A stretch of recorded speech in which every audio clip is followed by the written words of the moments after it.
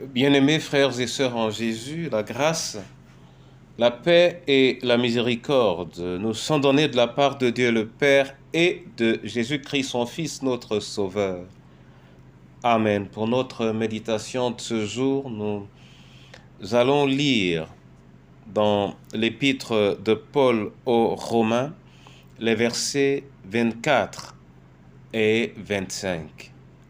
Avant la lecture, nous chantons le cantique 208 dans Chant de victoire, quand le vol de la tempête. Quand le vol de la tempête vient assombrir ton ciel bleu, au lieu de baisser la tête, compte les bienfaits de Dieu. Compte les bienfaits de Dieu. Mets-les tous devant tes yeux.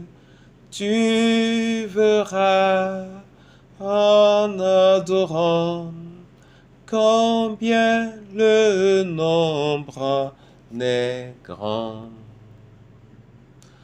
Compte les bienfaits de Dieu, mets-les tous devant tes yeux. Tu verras en adorant combien le nombre en est grand. Oui Seigneur, nous te bénissons et te rendons grâce dans la contemplation de tes œuvres. En ta parole, régénérons-nous la foi au nom du Père, du Fils et du Saint-Esprit. Amen.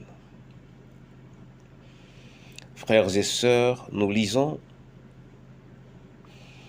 dans l'épître de Paul aux Romains, au chapitre 8, les versets 24 et 25, et là, il est écrit: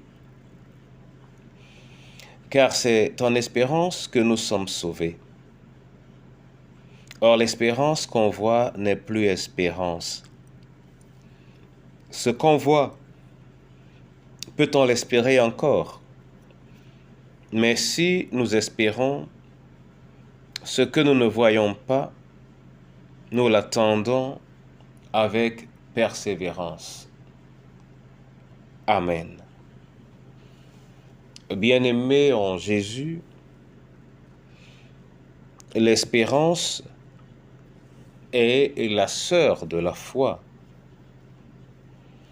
Lorsqu'on dit qu'on a la foi, cela suppose qu'on est accroché à quelque chose que nous ne voyons pas, à quelque chose que nous ne possédons pas, mais nous y sommes attachés dans l'espérance, dans le temps et dans l'espace. Et qui dit espérance parle de quelque chose qui n'a pas encore. C'est pourquoi l'apôtre pose la question: peut-on espérer ce qu'on a déjà? Mais la chose intéressante est que dans le verset 25, celui qui espère attend avec persévérance. Et nous avons besoin de persévérance dans notre vie de foi. Car c'est dans la persévérance que nous témoignons, que nous sommes sûrs de cette chose que nous ne voyons pas encore, mais que nous attendons.